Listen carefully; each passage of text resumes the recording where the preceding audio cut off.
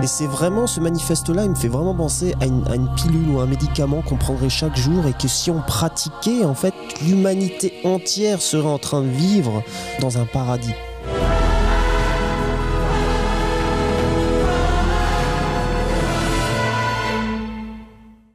Aujourd'hui, nous continuons à vous présenter le manifeste du Mahdi écrit par Abdullah Hachem Abbas Sadiq.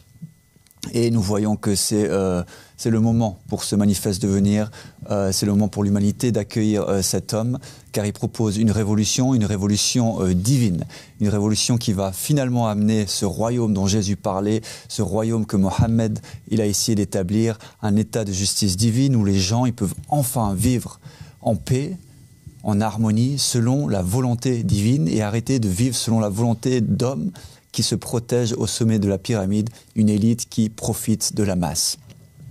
Donc aujourd'hui, on va continuer à résumer, à répéter les idées fortes de ce manifeste. On a aussi quelque chose d'assez incroyable aujourd'hui. On a des vidéos de croyants en fait qui ont déjà réagi au manifeste. C'est-à-dire que ce manifeste, il est en train de se répandre partout sur la terre et des croyants ont déjà envoyé leurs vidéos à notre chaîne et ont demandé qu'on les publie. Du coup, ça va vraiment être un moment assez incroyable. Et aussi, on a envie de mettre l'accent sur le fait que les atrocités continuent de se passer dans le Moyen-Orient. Ce sont les conséquences de peuples, de nations qui sont dirigés par des gouverneurs, des leaders qui n'ont absolument rien à voir avec Dieu, qui n'ont pas été désignés par Dieu et qui ne peuvent proposer qu'un système basé sur l'iniquité. Nous, ce que l'on propose, c'est la proposition d'Abbas Sadiq et qui est marqué dans ce manifeste. C'est un État qui est construit sur les bases de la bonté, de la sagesse de Dieu lui-même et qui est dirigé par un homme qui est mort à l'intérieur pour que tout ce qu'il fasse soit la volonté de Dieu. On va peut-être commencer par certaines lignes, peut-être on peut lire Guillaume, et comme ça on peut rentrer gentiment de nouveau dans le texte et dans les mots directs d'Abbas Sadiq. Bien sûr, donc vu qu'on en a parlé un peu, on a parlé de ce manifeste depuis quelques jours maintenant, je pense qu'on a passé un peu sur la plupart des sujets en résumé, quoi. On n'a pas vraiment lu ensemble le texte, mais il y avait un aspect que je trouve extrêmement important, et on avait commencé un peu à en parler hier, c'est l'aspect de la communauté au niveau pratique, au niveau concret en fait, parce qu'Abbas Sadiq, ce qui est assez particulier à ce manifeste, c'est qu'il explique en fait, d'une manière très simple, mais il explique comment à l'intérieur de sa communauté, de l'embryon de cet état de justice divine, on fonctionne. Et comment c'est en fait un modèle pour l'État qui va être à venir, cet état de justice divine qui va être implémenté sur une large surface de la Terre, Inch'Allah, dans le futur, si Dieu le veut. Et donc, dans ce passage, la fin en fait du manifeste, il explique, il dit aux croyants en fait, il les prépare à ce qu'ils doivent être, ce qu'ils vont être prêts à faire face et comment ça va se passer, comment ça va être organisé, comment les croyants s'entretiennent, vivent entre eux, etc. Donc, laissons place au texte. Ces membres de la communauté qui arrivent dans la communauté, doivent également être prêts à travailler au service de la communauté d'une manière ou d'une autre. Une plateforme gigantesque devrait être construite pour diffuser l'appel, une machine médiatique en quelque sorte. Cela nécessitera des hommes et des femmes qui sont dédiés à diffuser l'appel de Dieu et à servir d'écrivains, de présentateurs télé, de rédacteurs, de débatteurs, de missionnaires, etc. Et cela nécessite un système pour les prendre en charge.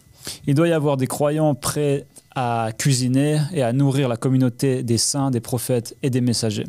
Il faut des chauffeurs prêts à conduire les croyants là où ils doivent se rendre, des agents d'entretien prêts à nettoyer et à entretenir la propriété, des constructeurs volontaires pour construire des maisons, bureaux, temples, des médecins disposés à guérir et à soigner les malades, des enseignants et des tuteurs disposés à enseigner et à aider les enfants, jusqu'à ce qu'il ne reste plus aucun emploi d'un État actuel qui ne soit rempli par les croyants de notre communauté. Ils seraient les plombiers, les mécaniciens, les médecins, les ingénieurs, les enseignants, les travailleurs et les dirigeants qui sont nécessaires à notre état de justice divine. Voilà, donc en gros, c'est très simple, très simplement expliqué, mais c'est pourquoi il explique ça, pour que les gens ils se rendent compte qu'en fait cet appel, la première chose, la base même de l'appel, le but de l'appel en fait de cette communauté aujourd'hui, c'est d'appeler les croyants, de faire connaître cet appel, de faire connaître cette nouvelle affaire, de faire connaître ce projet. Comment ça se passe? Par ce qu'on est en train de faire en fait. c'est de répandre le message partout aux quatre coins du monde. Et pour ça, il faut qu'une communauté soit mise en place. Il faut que des gens travaillent de leurs mains.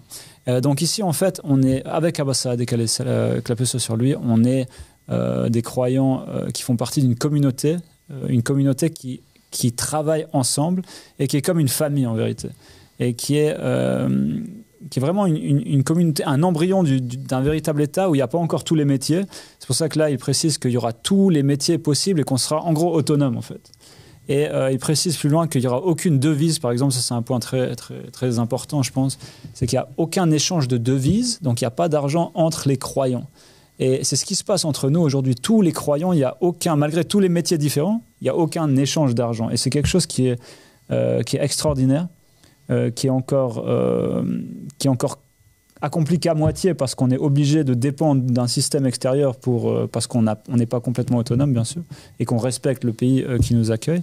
Mais il y a cet idéal, en fait. Cet idéal d'une société basée sur l'échange et non pas sur des devises qui sont irréelles. J'ai envie de réagir là-dessus parce que ça fait tellement longtemps que ce système n'a pas vraiment été mis en place.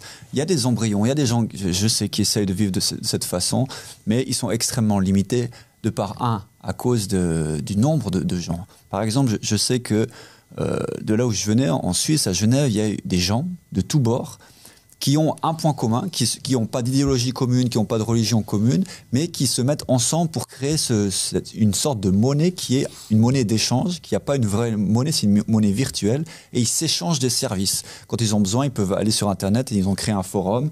Le problème, c'est que ça ne marchait absolument pas, et ça finit par se terminer. Pourquoi ? Parce qu'il manquait le nombre. Il manquait le nombre de gens qui puissent donner des services. Et il manquait aussi un leader. Ça, c'est clair, il n'y avait pas d'organisation autour d'un homme, et surtout autour d'un homme divin.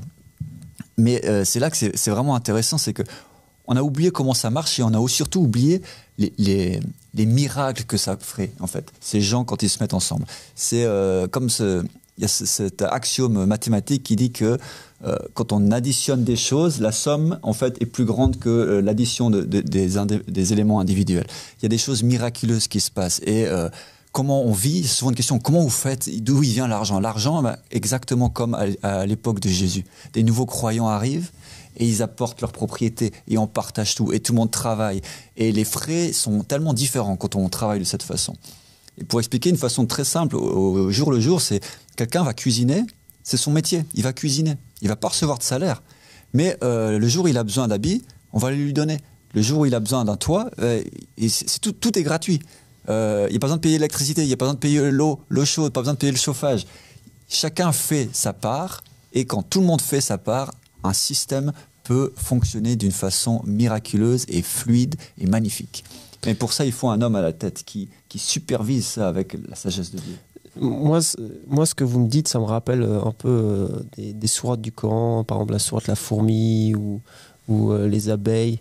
Et on voit ici en fait que en fait, cette société qui se dit si évoluée, cette société qui se dit au summum en fait, de son évolution, avec son aspect économique, avec les stock markets, avec toute cette gérance en fait, à travers la monnaie fiduciaire, on voit que des insectes font mieux que les êtres humains, que les soi-disant êtres humains qui vivent sur cette planète.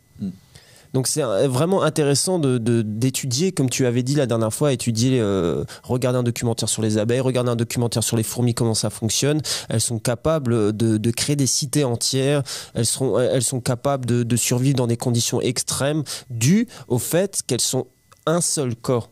Et c'est ça en fait qu'on pratique ici et qu'on pratique grâce à notre maître et leader Abdullah Hachem, c'est l'unité. Et c'est une chose que tout le monde rêve d'être unis, de s'aimer les uns les autres, etc. Mais personne veut véritablement tout donner en fait à ce rêve en fait. Nous, ce qu'on est en train de faire ici, c'est que on a choisi, certes, on a reconnu notre leader, il est choisi par Dieu, mais on vit aussi un rêve. On vit aussi une utopie, et pour créer cette utopie, il faut faire des sacrifices. Parce qu'au début, c'est tellement, opposé à tout ce que les gens vivent à l'extérieur que ça peut paraître étranger. Et c'est pour ça qu'on est carrément obligé de vous donner l'exemple d'un secte pour vous expliquer comment ça se passe. C'est... En même temps, c'est le Coran, comme tu le dis, qui nous donne ces exemples. Et c'est l'imam Ali, le prophète Mohammed, que la paix sur lui, ils ont aussi parlé de ça. Les apôtres, l'exemple des apôtres dans les actes aussi, c'est toujours ces exemples qui ont été écrits, en fait, dont on se souvient par les Écritures que c'était bel et bien possible et que c'était pas une idée loufoque, c'était une idée qui est venue des prophètes et des messagers. Mais j'aime bien cet aspect de prendre exemple sur les insectes parce que c'est une méditation qu'on fait sur la nature. Et Dieu, il met des signes pour chaque croyant dans sa création partout, en fait. Et si on méditait là-dessus, si on prend les paroles des prophètes et des messagers, on verra qu'ils nous ont appelés à ça.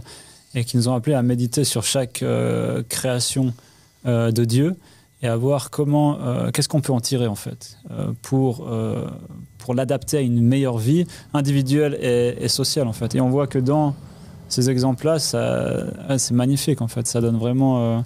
ça donne envie. Il y a plein d'aspects des abeilles qui sont très intéressantes. Il y a ça, il y a aussi l'autre aspect, par exemple, le fait que les abeilles, elles se sacrifient les unes pour les autres dans leur société. Elles ne laisseraient jamais rentrer un ennemi, par exemple, dans leur société. Elles sont prêtes à se sacrifier, à mourir, en fait, à donner leur vie pour sauver le groupe. Et ça, c'est un aspect qu'il y a dans une vraie société de croyants où le leader, c'est-à-dire l'homme désigné par Dieu, il est protégé par les croyants et le groupe en lui-même est protégé par les croyants. Il y a vraiment une sacralité, en fait, de l'être humain. Il y a une sacralité de cette communauté divine, en fait, qui fait tout pour protéger l'honneur et la vie les uns des autres. Et d'ailleurs, dans ce texte, Abbas Sadiq, la paix sur lui, il précise cette chose en disant que s'il y a des différends, en fait, entre les croyants, ça peut arriver, bien sûr, parce qu'on n'est pas meilleur que les autres. Nous sommes juste des simples disciples qui ont accepté un homme venu de Dieu. Donc il y a des différends dans toutes les sociétés, même dans les sociétés de croyants. Vous pouvez voir ça dans le Coran, vous pouvez voir ça dans les Actes des Apôtres, vous pouvez voir ça dans la Bible quand ça parle des fils d'Israël. C'est très clair. Après, la différence entre une société que vous avez dans le monde aujourd'hui et la société divinement guidée, c'est que les gens, ils ont la possibilité de régler leurs problèmes extrêmement facilement. C'est simplement en revenant à cet homme qui a la solution à tout problème. Et c'est pour ça que cette société est différente des autres. C'est parce que le chef a la solution pour régler tous les problèmes sans exception et qu'il a des manières divines. On appelle ça les manières divines. Et que c'est par ça aussi qu'on le reconnaît. C'est pas juste un gourou spirituel, c'est pas juste un leader politique. Non, c'est quelqu'un qui est capable de diriger une société. C'est quelqu'un qui est le plus digne de succéder au prophète et au messager, de succéder à Dieu. Et c'est pour ça qu'il est choisi, non pas par les hommes, mais par Dieu. Car les hommes, en fait, ils sont arbitraires, en fait. Ils n'arrivent pas à choisir le meilleur. Ils veulent tous se choisir eux-mêmes. Ou quelqu'un qui leur ressemble, quelqu'un de leur famille, ou des choses comme ça. Exactement. Mais Dieu, non, il sait mieux qui placer là. Pourquoi ? Parce qu'il est cette personne capable d'entrer dans le cœur des croyants et d'avoir un discours qui est complètement extraordinaire à chaque fois on peut témoigner, on peut dire la vérité. Oui, il y a des problèmes, par exemple, ça arrive dans la société divine. Abbas Sadiq, il arrive à avoir des pensées, à régler certains problèmes d'une manière que personne n'aurait jamais pensé, en fait. Et il a la solution à tout problème, et avec une miséricorde, avec une connaissance. Pourquoi ? Parce qu'il voit aussi toujours beaucoup plus loin. C'est comme s'il avait 50 ans d'avance sur tout le monde et il savait tout ce qui allait se passer. Et du coup, en fait, il connaît, en fait, la mathématique. Enfin, c'est comme ça que je le vois. Oui. Il connaît les mathématiques des problèmes et il arrive, c'est comme quelqu'un qui a un carré magique et il arrive à le résoudre. En fait, ça le fait rire parce qu'on est là, on ne sait pas comment faire pour faire 1 + 1 et pour lui, il est déjà à des calculs que personne n'a jamais même imaginé. Tout à fait. Oui, c'est un vrai miracle, en fait, comment cette communauté est dirigée, en fait, et aussi la confiance et la foi des gens qui le suivent depuis maintenant des années et qui construisent, en fait, les fondations, en fait, de l'état de justice divine. Et ce sont des gens magnifiques, ce sont des gens, le retour en fait, c'est le retour des prophètes et des messagers qui vous donnent accès, en fait. À quoi ils vous donnent accès? Ils vous donnent accès à la possibilité de créer un paradis sur terre. C'est la seule communauté au monde qui, si vous faites partie et vous restez jusqu'au bout, vous serez parmi les gens qui auront créé, en fait, qui auront permis à cette terre de redevenir ce qu'elle était, c'est-à-dire le jardin d'Éden. Et ça, c'est un point fondamental. Moïse, ils ont erré dans le désert pendant plus de 40 ans. Les personnes qui sont restées jusqu'au bout, ils ont réussi à avoir la terre promise. Donc c'est un effet extrêmement important. Il le dit d'ailleurs dans le manifeste qu'il faut bien comprendre les textes anciens, il faut bien scruter les textes anciens. Pourquoi? Parce qu'on vous dit que Noé a pendant plus de 900 ans, il a dû appeler en fait son peuple à se repentir. Pendant plus de 900 ans, imaginez ne serait-ce que le faire pendant 10 ans. Et vous regardez dans la glace tous les jours et voir vos cheveux devenir blancs. Et voir des gens que vous aimez vous trahir. Et voir les autorités gouvernementales vous attaquer. Et toujours avoir cette foi en Dieu. C'est ces gens-là qui créent, c'est ces gens-là qui construisent en fait l'état de justice divine. Donc on vous appelle certes à venir, mais on vous appelle aussi à méditer à ces textes, en fait, sur ces histoires des prophètes et des messagers, comment ça s'est passé. Un autre exemple qu'il donne, c'est par exemple Moïse. La première fois qu'il est venu vers son peuple, il avait 40 ans. Le jour où ils sont sortis, en fait, de l'Égypte, il avait 80 ans. Donc pendant 40 ans, en fait, il a mis 40 ans à faire sortir son peuple d'Égypte. Je pense que tu relèves un point important, et ce point, en tout cas, qui résonne en moi, c'est que il y a beaucoup de gens qui commencent à se réveiller là dehors, dans ce monde. Ils voient l'esclavage qui a une forme économique et sociale aujourd'hui, mais que cette société dans laquelle on vit, à l'extérieur, ne fournit pas ce qui est nécessaire pour un être humain pour s'illuminer, pour se compléter, pour vivre ce qu'il est vraiment. Et donc ces gens, ils cherchent. Et il y a beaucoup de gens qui cherchent des communautés, il y a beaucoup de gens qui cherchent un leader, un gourou, il y a beaucoup de gens qui reviennent aussi à la religion. Et on voit qu'ils réintègrent des religions mais qui n'ont pas de leader. Et on voit qu'ils intègrent des communautés qui aussi n'ont pas de leader, qui sont désignés par Dieu, et encore qui suivent des gourous qui sont, encore une fois, pas désignés par Dieu. Donc, l'important, encore une fois, c'est le premier point aussi de ce manifeste, c'est trouver un leader qui est désigné par Dieu. Et il n'y en a pas deux. Il faut trouver celui-là de votre temps qui est désigné par Dieu. Et ensuite, en vivant avec lui, oui, il y a cette promesse de l'état édénique, de l'état de justice divine. Mais ce qui est, je crois, ce que Marc voulait aussi appuyer, c'est que ce paradis, il a un prix. Et ce prix, c'est la patience. Ahmed Hassan, le premier Mahdi, dit patience, patience, patience et soumission. Donc il y a vraiment une dimension de patience, de soumission, de travail, de dédication, de dévouement pour que cela arrive. Et ça revient à cette phrase qui est essentielle dans ce manifeste: Dieu ne changera pas la situation d'un peuple avant que celui-ci change ce qu'il y a en eux-mêmes. Et c'est ça qui est essentiel. Il faut mettre cette justice d'abord en nous, autour de nous, et cette justice va arriver. Et c'est aussi un peu pour introduire le fait que nous ne vivons pas dans un paradis dans lequel on invite les gens à prendre refuge. C'est une arche dans l'océan, et on invite les gens à prendre refuge dans cette arche. Mais pour que l'arche fonctionne, il faut des gens qui la fassent fonctionner. Il faut des rameurs, il faut des gens qui cuisinent, il faut des gens qui travaillent, qui conduisent. Et toutes ces choses-là les gens qui viennent doivent être complètement dévoués au fonctionnement, à la création. On est au moment maintenant à la création, l'établissement de cet état de justice divine. Et donc, on n'invite pas les gens à venir en vacances. Voilà. C'est pas un refuge, en fait. Il faut comprendre une chose, que pour créer l'état de justice divine, pour construire quelque chose, il faut être capable de donner plus qu'on prend. Donc, bien sûr, et vous le verrez sur la chaîne, il y a beaucoup d'émissions où Abbas Sadiq fait des miracles, où il guérit des malades, où il guérit des personnes qui étaient aveugles. On a vu notre frère Guillaume qui récemment a témoigné de son miracle qu'a fait Abbas Sadiq. Et c'est vrai qu'on accueille énormément de personnes dans le besoin, etc. Après avoir dit ça, bien sûr, les bras, la porte de Dieu est ouverte à tout le monde. Ce qu'on vous dit, c'est que pour l'établissement de justice divine, pour son établissement, il faut des gens qui se comprennent, qui sont prêts dans leur cœur et dans leur esprit de donner plus qu'ils ne vont recevoir. Et c'est là où intervient en fait ces relations avec Dieu. Et c'est très important parce qu'encore hier je vous parlais du peuple à l'époque de Jésus qui disait voilà, vous me suivez parce que vous avez le cœur, le ventre plein après avoir fait ce fameux miracle où il nourrit 5000 personnes avec du pain et du poisson.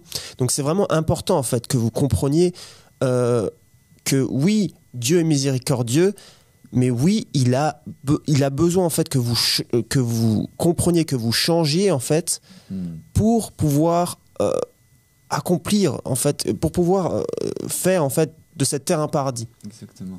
Et vas-y. Non, je pense que il faut qu'on répète l'histoire de Jésus en fait, qui montre très clairement qu'est-ce qu'il attendait en fait des gens qu'il appelait, parce que c'était la même chose. Jésus, Abbas Sadiq, pour nous, il n'y a pas de différence. Dans le sens où Jésus, en son temps, c'était lui qui appelait les gens à cet état de justice divine qui devait être mis en place. Et c'était ça la prophétie, et c'était ça que les gens attendaient de lui, même ses propres disciples. Aujourd'hui, la prophétie est toujours la même, sauf que c'est à une échelle mondiale et que le projet paraît encore plus utopique, encore plus fou, et que les gens nous prennent encore plus pour des fous, qu'ils prenaient les disciples de Jésus et qu'ils prennent Abbas Sadiq encore plus pour un fou que les Juifs et les Romains prenaient Jésus pour un fou. Et ça, c'est une preuve de plus pour nous. En fait, chaque fois que les gens nous traitent de fous, on leur dit, mais regardez, vous répétez juste les paroles et les actions des ennemis, de ceux qui ont ri en fait de Jésus et de ces gens. Jésus, il y a ce passage très connu dont on avait déjà parlé dans une émission, qu'on a parlé du royaume divin, quand il est face à Ponce Pilate à la fin de sa vie, et qu'il lui demande est-ce que tu es le roi d'Israël en fait, et Jésus il dit mon royaume n'est pas de ce monde, une phrase qui est très mal comprise comme on l'avait expliqué par les chrétiens. Et en fait, si tu continues la phrase, tu continues le passage, on va comprendre, et on avait compris ensemble la signification, la portée en fait des paroles de Jésus. Il a dit mon royaume n'est pas de ce monde, et si mon royaume avait été de ce monde, mes disciples m'auraient défendu. Donc ça veut dire, comme on l'avait expliqué, que ses disciples, ils ne l'ont pas défendu et ils étaient trop peu nombreux. Et en fait, comme tu l'as dit, tous ces disciples qui étaient là quand il leur donnait du pain, ils étaient tous partis, ils avaient tous disparu. Quand les Romains attaquent, il n'y en a plus que 12, avec un qui trahit. Et d'ailleurs, c'est pour ça qu'ils l'attaquent. C'est extrêmement compliqué. Et donc en fait, il se fait attaquer par les Romains à cause d'un de ses propres disciples. Et même les disciples qui sont les plus forts courent loin, en fait. Et on voit que Jésus, le Messie, l'homme qui est censé être supporté par la nation des croyants, il est laissé en fait, il est délaissé. Et ça nous donne quoi comme enseignement ? Ça nous donne un enseignement qui est que les croyants qui prétendent croire en cet envoyé à la fin des temps dont Jésus a parlé, dont Mohammed a parlé, c'est un homme qui a besoin de supporters. S'il veut établir ce royaume sur la terre et non pas seulement dans les cieux, parce que c'est ça le projet divin, il a besoin de supporters. Et clairement, Jésus avait besoin de plus que 11 disciples. Il avait besoin de beaucoup plus que ça. Et en fait, pas tellement beaucoup plus, parce que c'est aussi intéressant, on voit que Dieu, à chaque fois, il dit que c'est pas tellement le nombre qu'il fait, mais il y a un nombre spécifique. Par exemple, Jésus, s'il avait eu ses 72 ou s'il avait eu quelques centaines, il aurait pu réussir à faire quelque chose. L'imam Mahdi, ou celui qui vient à la fin des temps, il est dit qu'il lui faut 313 compagnons. Pas 313 personnes qui disent labbaik, qui disent je crois en Dieu ou je crois en toi. Non, 313 qui sont plus dédiés que les disciples de Jésus, qui sont des hommes qui ne vont pas courir si les Romains les attaquent. 313 comme ça, et l'imam aura les capacités, grâce à ça, d'établir cet état. Donc c'est vraiment important en fait de comprendre qu'est-ce que ça signifie de prêter allégeance et de se dire ah oui, j'ai envie de faire partie de ce magnifique projet édénique. C'est bien joli, mais c'est quelque chose qui demande beaucoup de courage et de détermination et de patience et de soumission, etc. Ça revient un peu à la question de quel rôle en fait vous voulez jouer dans votre propre histoire, dans votre propre vie. mais aussi si vous imaginez que cette vie que vous vivez est un film, en fait. Quel rôle a Dieu dans votre film? Est-ce que c'est un caractère secondaire ou c'est juste même un thème accessoire à votre vie, ou alors c'est le personnage principal? Et vous, comment vous voulez marquer l'histoire? Comment vous voulez que vos enfants, si vous en avez, vos petits-enfants, se rappelleront de vous? Posez-vous la question. Aujourd'hui, il y a une opportunité pour tout homme de prendre en main leur vie et d'être quelqu'un que pour des millénaires, l'humanité va s'en rappeler. Parce qu'ils auront fait un acte qui permettra à la société humaine de prendre un tournant que l'humanité n'a jamais prise. Mais aujourd'hui, c'est l'opportunité, elle est là. Parce que l'homme que l'on suit, c'est pas un homme et un prophète et un messager comme il en est venu auparavant. Toutes les prophéties, et on va en parler peut-être à un moment donné, plus au niveau texte et plus au niveau des Écritures, il y a un nombre inconsidérable un nombre considérable de prophéties en fait qui se sont déjà réalisées et qui pointent tous dans cette direction que cet homme est bien cet homme. Et cet homme qui est bien cet homme, quelle est sa mission? Et sa mission est aussi extrêmement bien décrite et claire. Il n'y a pas de malentendu, c'est impossible. La révolution divine va se passer dans notre génération et il y a tous les éléments qui le montrent. Ce qui est en train de se passer aujourd'hui dans le Moyen-Orient accomplit une fois encore les prophéties de Jésus, de Mohammed et les prophéties de l'homme que l'on suit aujourd'hui qui a dit il y a à peu près 2 ans, ça va arriver, c'est en train d'arriver. Ça avait été prophétisé, ce qui se passe aujourd'hui au Liban, ça avait été prophétisé par Abbasadi assez clairement. Et comme tout ce qui se passe en fait aujourd'hui, il y a plein de choses. Il a fait tellement de prophéties, en fait, on n'en parle pas. C'est vrai que des fois on oublie.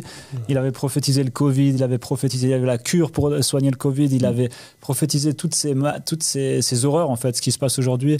1 mois avant le départ, on l'a dit il y a quelques jours, 1 mois avant le déclenchement réel de cette guerre entre Israël et Palestine, il avait fait une vidéo, je crois que c'était même sa première vidéo publique, en fait, une de ses premières, où il avait donné la solution pour changer tout le cours de l'histoire en fait et donner la solution pour régler ce conflit en fait qui avait des dizaines et des dizaines d'années ou qui était en vérité millénaire comme il l'explique, mais il avait donné la solution.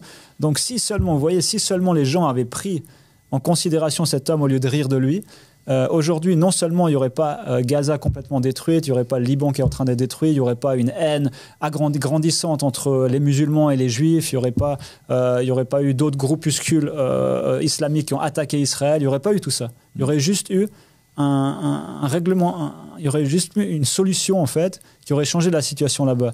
Et c'est pas la solution que vous proposent toutes ces grandes organisations ou tous ces présidents, etc. C'est une solution à laquelle personne n'a jamais pensé.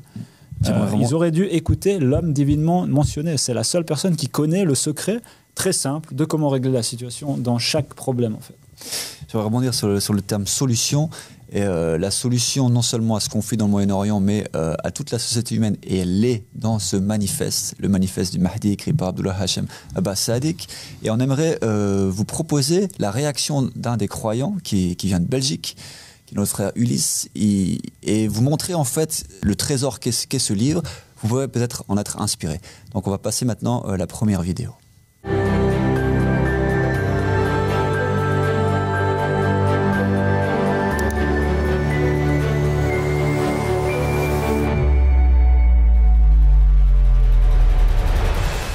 Donc le manifeste, je trouve qu'il est très pratique, c'est très moderne. En fait, tout le monde qui vient d'un chemin, que ce soit communiste, que ce soit chrétien, que ce soit juif, que ce soit hindou ou musulman, peut se retrouver. Et ça, c'est très intéressant. Et ça, c'est une grande évolution. Donc une évolution qui peut faire une grande révolution dans les esprits d'abord, dans les âmes de chacun. Et le message en lui-même c'est une invitation surtout, à approfondir ses connaissances et aller en contact avec cette dawa, avec cet homme qui est derrière cette dawa, avec les hommes qui l'entourent, parce que tout est révolutionnaire, hein. Tout est révolutionnaire. Aujourd'hui, il n'y a personne dans le monde qui appelle à un changement mondial. C'est un appel vraiment global où tout le monde peut y adhérer, qu'importe sa nationalité, sa couleur. La simplicité. C'est-à-dire qu'en peu de mots, En peu de mots, tu as la compréhension du projet du Qaïm. En peu de mots, tu peux comprendre que le Qaïm, c'est pas seulement un révolutionnaire d'un projet, mais un révolutionnaire des âmes. Et ça, pour moi, ce qui compte le plus, c'est ça. Parce que le Qaïm fait partie de la tradition que tout prophète, tout messager avait le premier rôle d'éduquer les âmes.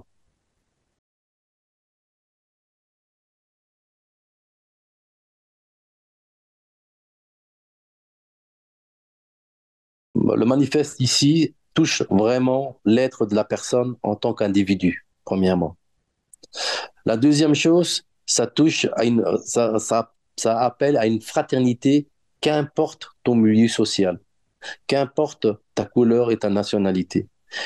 Tandis que le manifeste, par exemple, de Karl Marx ou de Engels, il te parle d'une bataille entre classes sociales. Une bataille entre classes sociales qui, en fait, tu dois détruire l'autre pour que toi, tu puisses bien vivre. Et sinon, c'est totalement le contraire. On n'est pas dans cette dialectique, on n'est pas dans cette rhétorique, on n'est pas dans cette destruction, puisqu'en plus on appelle, c'est pour ça que j'aime pas le mot révolution, mais je parlerai plus d'évolution des êtres pour s'élever et qu'on ait des frères et des sœurs dans l'humanité et des âmes.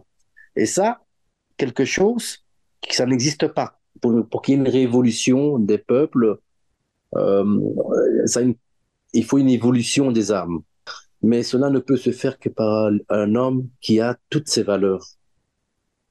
Parce qu'au final, il regroupe toutes ces valeurs.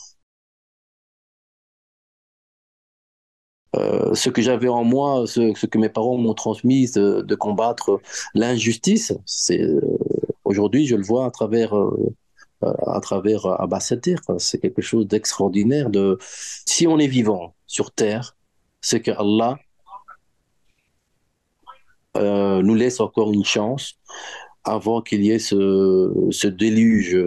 Tu sais, j'ai écouté pas longtemps, on est passé à 72 minutes, non, à 72 secondes, la nuit du samedi au dimanche, à une guerre nucléaire. Et on dit ça comme ça. Mais les gens, est-ce qu'ils s'imaginent que l'humanité, si tu tues quelqu'un pour un morceau de terre ou pour gagner la terre de l'autre, on tue la création de Dieu. On tue la création de Dieu comme si c'était rien. Ça montre qu'il n'y a plus d'humanité en nous. Et que si nous, on ne se lève pas, si moi, je ne me lève pas, si toi, tu ne te lèves pas, si mon voisin et ma voisine ne se lèvent pas, nous serons complices de ce massacre. Il n'y a pas d'autre solution. C'est un appel à la paix intérieure et à la paix extérieure. Dieu ne change pas la situation d'un peuple si ce peuple ne change pas ce qu'il y a en eux. C'est-à-dire qu'il y a un changement intérieur, il y a une puissance en nous qui nous permet de changer, ne fût-ce que des petites choses. C'est bien l'écologie, c'est bien la fraternité, mais il y a une cause suprême, c'est que l'humain est sacré. À partir du moment on a perdu cette humanité, le GSM que j'ai dans ma main, moi, chaque fois, je me rappelle, ce GSM est plein de sang. Les pauvres Africains qui vont chercher du coltan ou pour faire du GSM, ce GSM est plein de sang. Notre façon de vivre en Europe est remplie de plein de sang et de guerre, avec un système économique et financier qui est une arnaque totale. Et cette surproduction crée de la pollution, mais de la pollution mentale et spirituelle, physique, sociétale. Il est grand temps qu'un homme se lève et que les autres se mettent derrière. Et chacun à sa place. J'appelle ici à la conscience de chacun d'entre vous. J'appelle ici à la conscience que vous êtes le fils ou la fille d'un être humain qui s'est sacrifié. Et cet être humain a quelque chose de sacré. La terre, le ciel, nous sommes liés à l'univers. Et l'univers est lié à l'énergie première qui est Allah subhanahu wa ta'ala, cette lumière, et ça se manifeste. Il est grand temps qu'aujourd'hui, quelqu'un dise stop, on arrête, on a assez joué.